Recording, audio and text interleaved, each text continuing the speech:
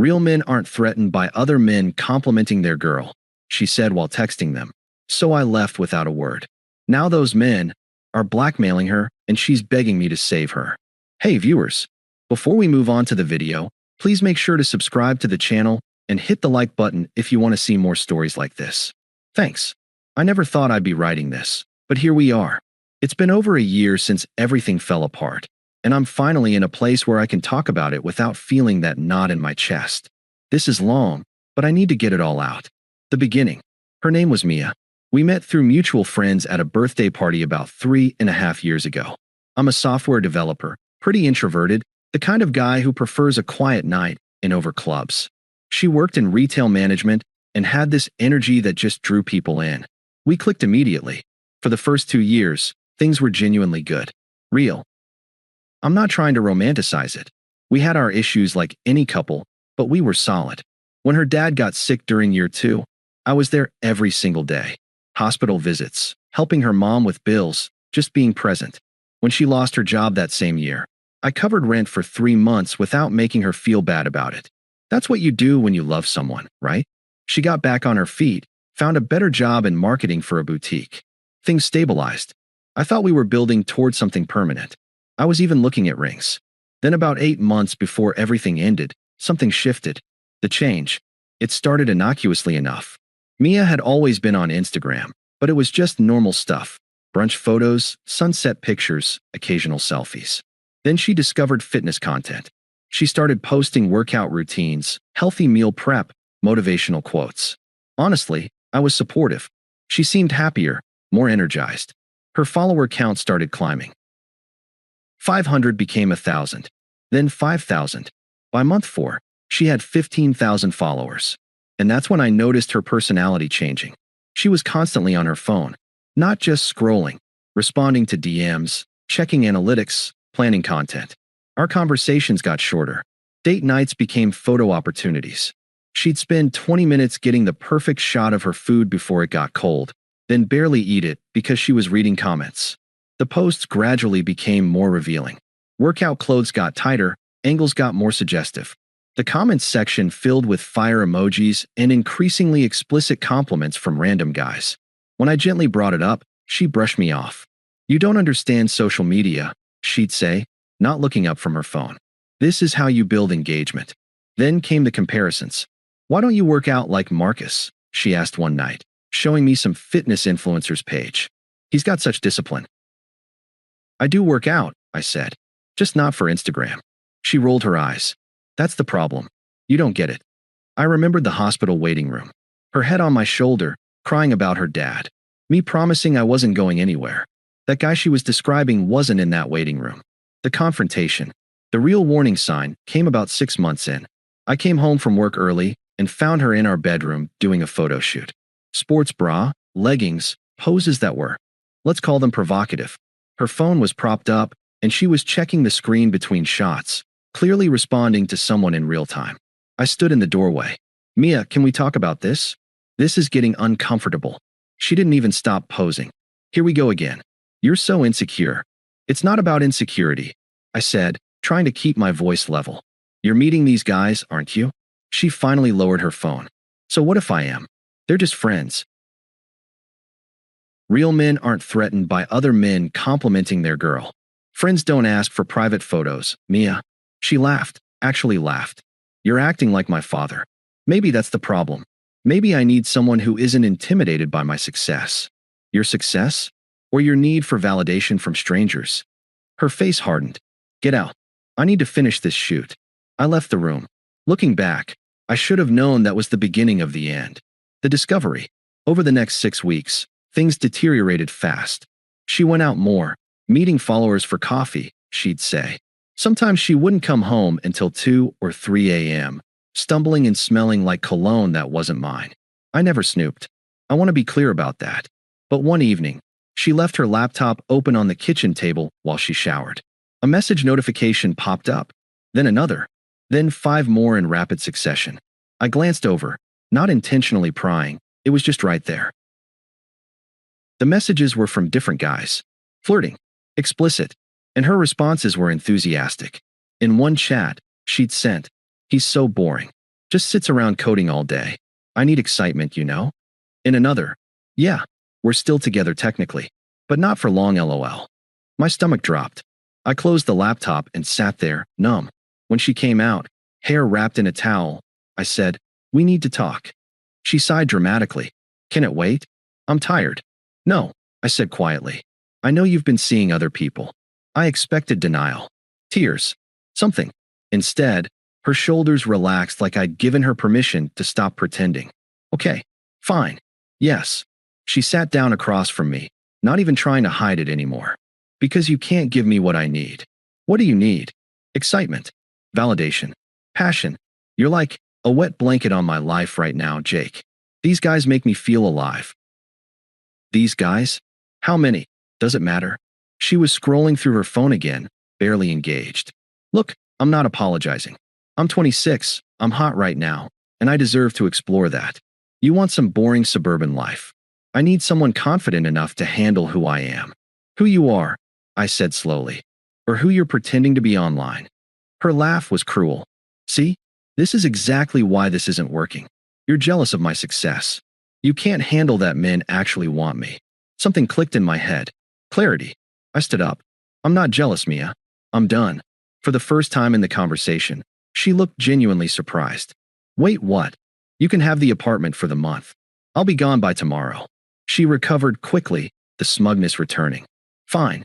Good luck finding someone who puts up with your boring ass. Trust me, you're not going to do better than this." She gestured at herself. I went to the bedroom and started packing. The exit. I took only what mattered. Clothes, laptop, a few books, some photos from before everything changed.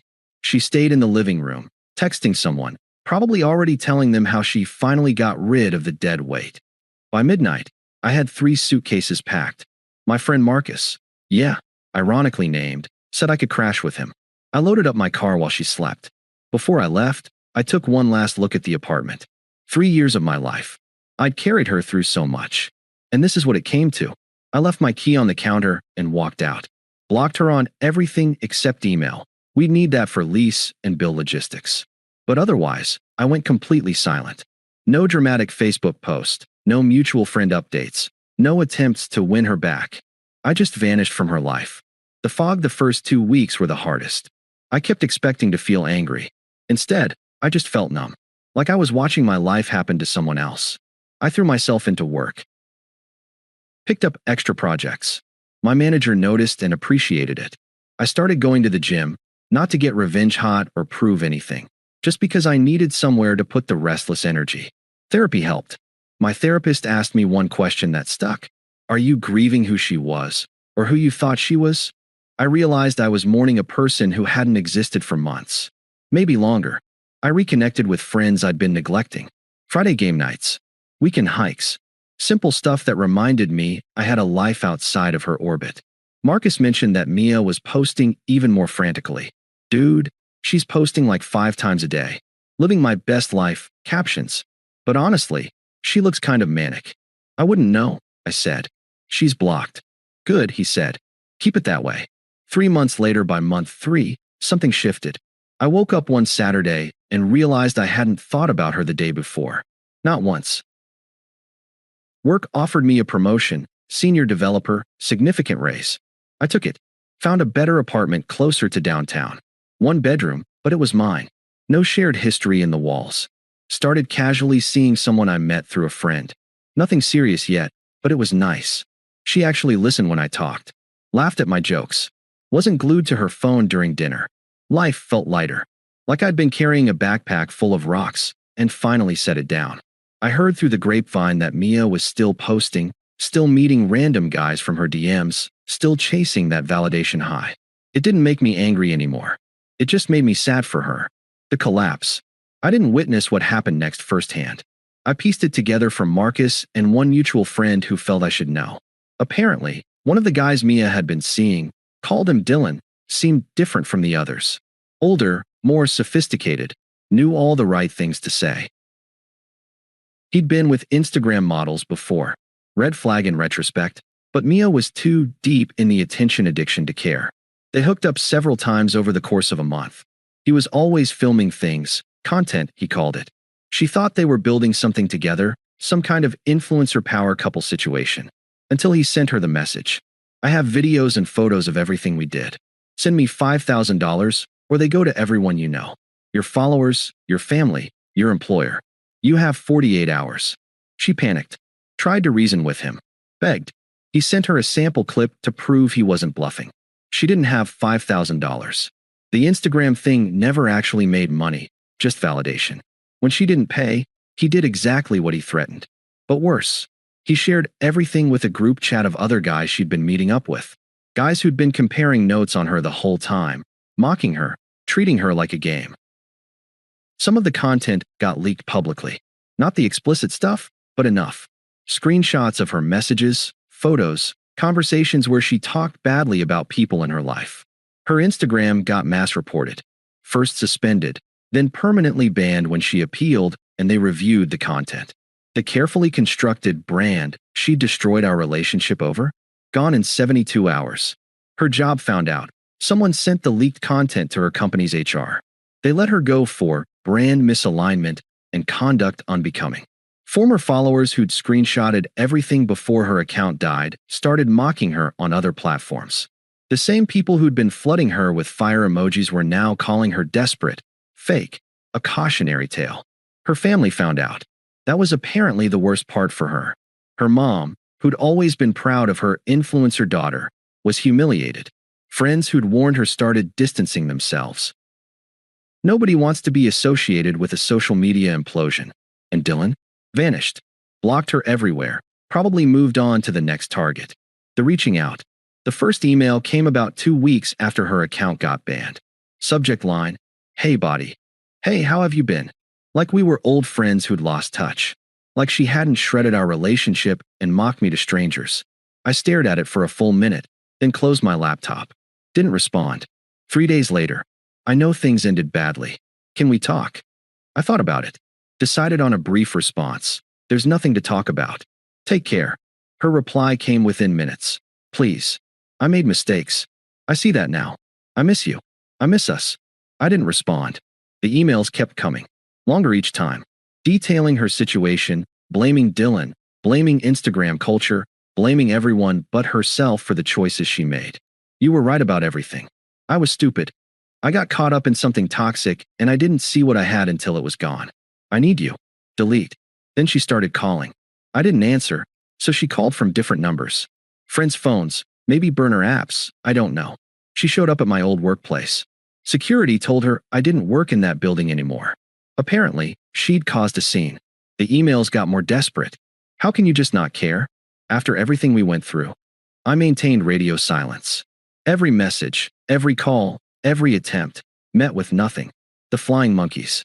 Then her mom called. Jake, this is Diane. We need to talk about Mia. I should have hung up immediately. Instead, I made the mistake of being polite. Hello, Diane. I don't think there's anything to discuss. She's going through a crisis. You were together for years. How can you just abandon her like this? With all respect, Mia made her choices. This isn't my responsibility. She made mistakes. Don't you care about her at all? She's struggling, Jake. Financially, emotionally. She needs support. I cared about her very much. But what she needs isn't something I can provide. She needs to figure this out herself. So you're just going to be cruel? Let her suffer. I'm not being cruel. I'm being honest. I can't be her safety net after everything that happened. Her voice turned sharp. You're just bitter she chose better men than you. You couldn't handle that she was desirable, that she had options. I hung up. That told me everything I needed to know about where Mia learned her entitlement. The anger phase. When desperation didn't work, Mia's emails turned ugly. You know what? I dodged a bullet. You were always a coward. Too scared to live. Too boring to keep up with someone like me. This is exactly why I left. You're probably loving this. Getting to feel superior while I'm dealing with real problems. You always needed to feel like the mature one, the stable one. It's pathetic. Those guys were more of a man than you ever were. At least they weren't afraid to actually live. There it was. The real Mia. The one who'd been hiding under the surface, waiting to come out when the mask slipped. I deleted the emails without responding. She wanted a reaction. Anger, defensiveness, anything to prove she still mattered to me. I gave her nothing.